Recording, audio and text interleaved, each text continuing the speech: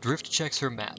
Both the Egg Center and High Pool are to the south, and the team decides that if the Egg Center really does have a more powerful receiver, that should be their first target, so they start heading southwest. However, they encounter a distress call from High Pool on the way. SOS! SOS! Is anybody out there? This is High Pool. We are under attack. I repeat, we are under attack. Raiders with mortars and explosives are blasting our walls.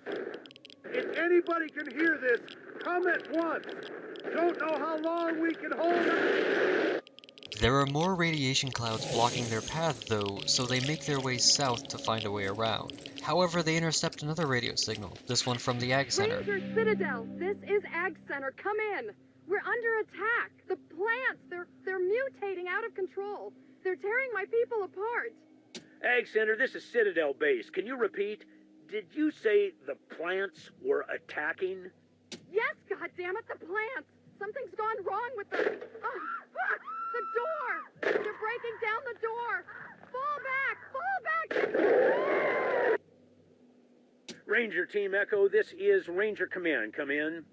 Did you copy those distress calls from High Pool and Ag Center? Over. Vargas tells us that we'll have to choose which call to respond to first, and to move quickly. He also says it's suspicious that both areas we're being sent to are having problems, and that it's possible someone is monitoring our transmissions. The team convenes to make a decision.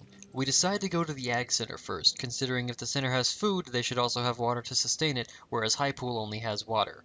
Besides, the team might not be well equipped enough to take on bandits with explosives just yet. As we near the Ag Center, we see a dangerous pack of infected animals approaching our position. We try to avoid them, but fail. 2 superflies hover into view, and 2 giant rabbits perk up.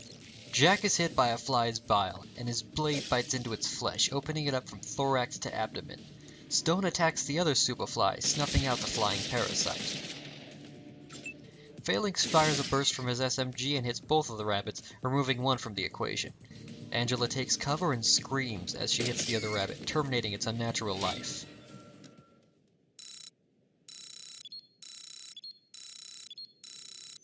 Jack finds a preserved rabbit's foot among the corpses, which he fashions into a necklace and wears. Having a good luck charm is never a bad idea. As they near the Ag Center, Drift radios the base to tell Vargas they've arrived. He tells them to deal with the emergency before working on the satellite dish, and reminds the team that protecting civilians is always a ranger's top priority. He also tells them that Jack has earned a field promotion to private first class. He uses this as an opportunity to get into bartering and to get better at lockpicking. Vegetation run amok! The fields ahead are a vegetarian's wet dream and a carnivore's nightmare. Rows and rows of giant, healthy vegetables grown to unhealthy sizes. Disgusting. Moving ahead, they see something near a gap in the fence. Help me. The pain. Something is happening. The team decides to avoid the remains of that creature. Better to be safe than explosive. Following the railroad tracks going east, the team finds a truck that looks like it could drive through a bunker and keep going. The only thing that stopped it was time. There's faded graffiti scrawled on the bumper, Damnation Alley or Bust, and a young lady painted on the side whose name was apparently Miss Behaven. Attached to this truck is a storage tank that looks like it was reinforced with plates from a battleship. There's a train car blocking the railroad, but there's also a locked safe, and Jack gets to work on cracking it. Inside is some ammo and junk. Doubling back, they follow the western tracks and find 3 crates along with a mound of fresh dirt. Stone finally gets to play with his shovel again. They find a working pump shotgun in one of the crates, some medical supplies, some ammo, and a bit of junk. Stone takes the shotgun as he's always wanted one. Blocking their way is a train derailed by the vegetation explosion. It lies on its side like a beached whale. They find another hole in the fence that looks like it was torn down by wild animals. As they step inside, Angela remarks this is bad, like kill it with fire bad. Moving west, they notice the fruits of the Ag Center's research. Immense! It's the Great Pumpkin, and it's getting greater every second! There's another hole in the fence, and behind it are some massive insects. Drift grabs the R-270 she picked up and fires. Pushing through the foliage, 2 mega maggots and 2 superflies. Angela Death screams as she hits a mega maggot, sending it into a final death shudder. Stone hits a superfly, terminating the flying horror. Phalanx's arms shudder as he rattles off a barrage of hot lead. It doesn't kill the maggot, but it leaves it bleeding. Drift takes cover and her bullets rip through the mega maggot, putting it down for good. Slashing like a berserker, Jack gashes the last Superfly, opening it up from thorax to abdomen.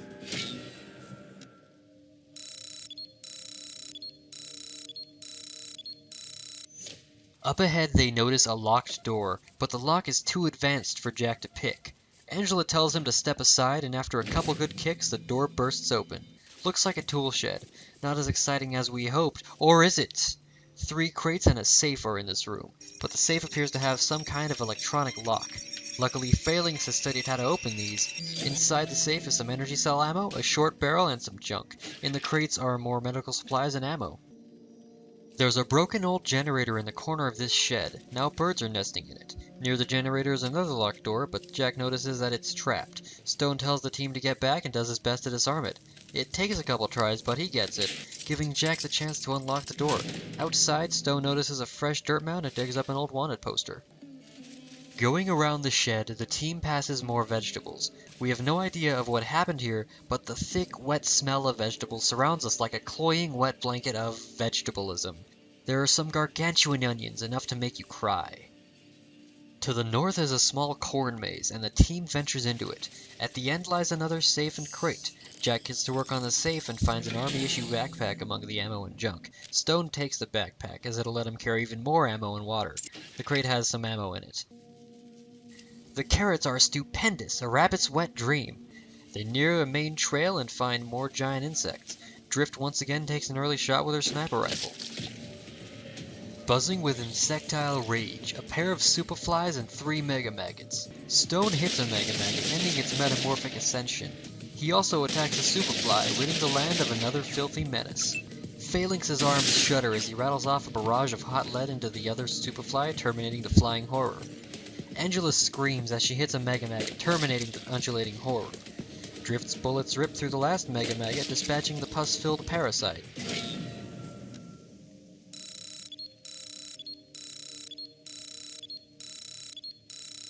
We can hear the sounds of citrus and cellulose and chlorophyll and other sea words whispering in the depths of the veggie jungle. We find ourselves on the other side of the remains of the exploded creature. To the east we see what looks like an upstairs office and a good sniping spot. Up these stairs there's a locked door which Jack gets to work on. Inside is a security room with a chest and a safe. The chest contains a stick of TNT and the safe has some bullets and junk. Gigantic! The head of this cabbage would wear a size 99 hat and it's still growing. Truly the food of the gods if the gods ate their veggies. Past this cabbage is a giant rabbit, and this time everyone goes for a preemptive strike.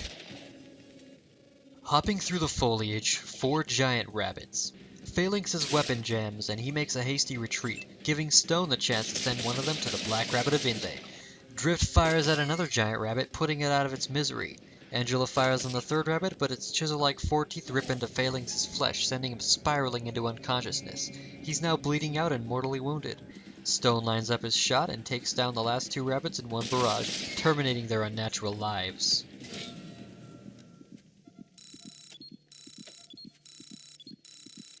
With the encounter over, Drift rushes to stabilize Phalanx.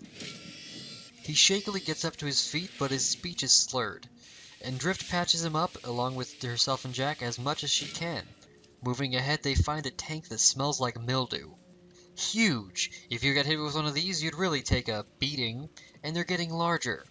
There's another crate, but it's trapped, and after looking at it, Stone decides that trying to disarm it would be too much of a risk at his current skill level. There is a huge central building before us, and 2 side research stations, all spilling in an explosion of vines and fronds and leaves from their shattered windows. Guess the buildings weren't big enough to hold in the harvest.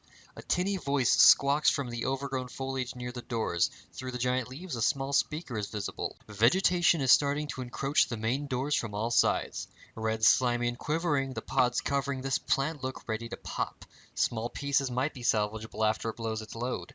The team decides it's better to be safe than sorry and takes aim at the plant. You idiots just blow yourselves up right in front of the door. The explosion cleared the vines covering the entrance and Phalanx takes a fragment from the plant remains. Drift then moves to the speaker. You pricks better be the damn Rangers. We've been calling for help for hours. The plants have gone crazy. After verifying who we are, Drift dryly asks if they need any help. Yes, we need help. What have I been saying? I'm opening the doors now. Before they step inside, Drift radios in to give an update, and Vargas lets her know that Phalanx has earned his promotion. He decides he wants to learn enough about weaponsmithing to work with that short barrel he found, and Stone wants to play with the shotgun he found. He's running low on bullets for his rifle anyways. Phalanx decides to put that short barrel on his greaser. It increases chance to hit, but decreases range, and that's a pretty close range gun anyways. It's time to enter the central complex. Phalanx has decided that he doesn't like bugs or giant rabbits, but he's a little less worried about dying having nearly experienced it.